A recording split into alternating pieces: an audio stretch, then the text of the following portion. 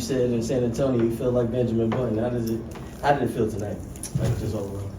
I'm glad he threw it, man. That's the trust. It's the trust of our team, you know. Some of my teammates were laughing at me a few weeks ago when I told them to throw me a lob, but guess who's laughing now? No, it feels good though, man. It's good stuff. Kyrie, I asked this to Daniel and Derek, but what do you think the role of points in the paint can do for your team moving forward, heading into the playoffs? I think it's vital for us to continue to attack the paint, test teams at the rim. It's the most efficient shot in basketball, as close as you can get, 15 feet below, and just want to continue to have that mentality to attack other teams, and if they're not going to stop us, then keep going. So I think it can help us tremendously as we get ready for playoffs. Describe what you guys got out of Gaffer tonight. I know he had 7 dunks in the second half.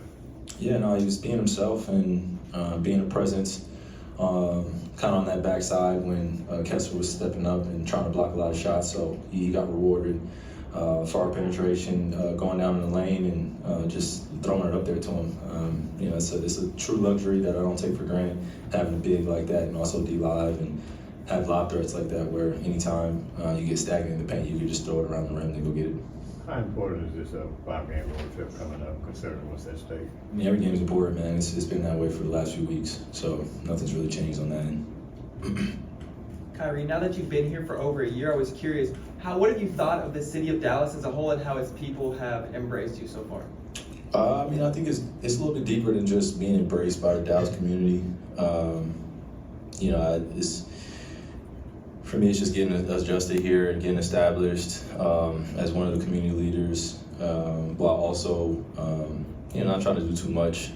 You know, I have my own beliefs and views, and I think being here in Dallas, I've been accepted, you know, way beyond just my talent on the court. I think it's for what I represent in the broader world, and how I try to make impact and try to help a lot of different walks of life and stand on things that a lot of people wouldn't stand on. So I think that's the genuine connection I have here, and I think the fans relish in that, just being able to sometimes get to touch me when I'm going out there just to warm up, or you know, during my shoe launch, or just different things that we do within the Mavericks, you know, philanthropic arm too.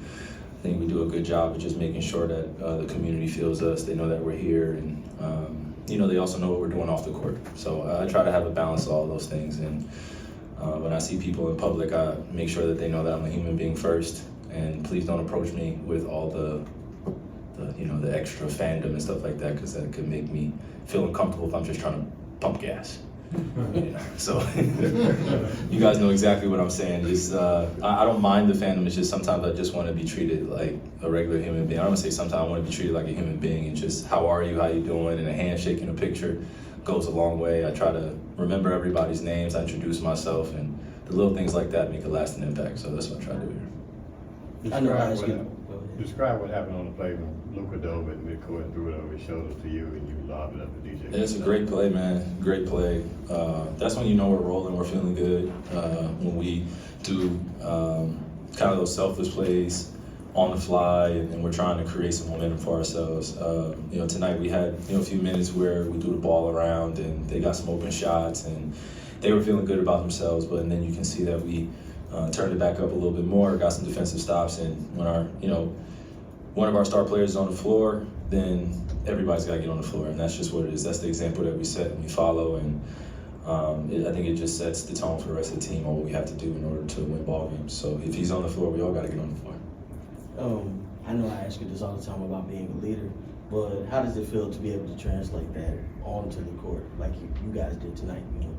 You know, it feels great, and it's something that we don't take for granted because it's taking time to build, and we've had to be patient. We've had to build through adversity and also some of our failures, and I think that's been the beautiful aspect of it. Is just through our struggles, we've been able to come out on the other side and see some glimmer of light and turn it into wins. You know, we were sitting here 2 weeks ago, and we had lost 4 out of our last 5, and you know, we were just going back and forth within the locker room on how we can get on the same page and get aligned and stay aligned and build that consistency, and I feel like we're figuring that out still, but we're putting game to game, quarter to quarter together, and it's turned out for a good sight, man, for the fans, for us, and you can tell when the excitement's in the arena, whether we're on the road, and especially at the AAC, man. It's since that game winner, man, I could feel it's pulsing in here. You know, it feels like it's special here. So That's what gave you guys 18 dunks tonight?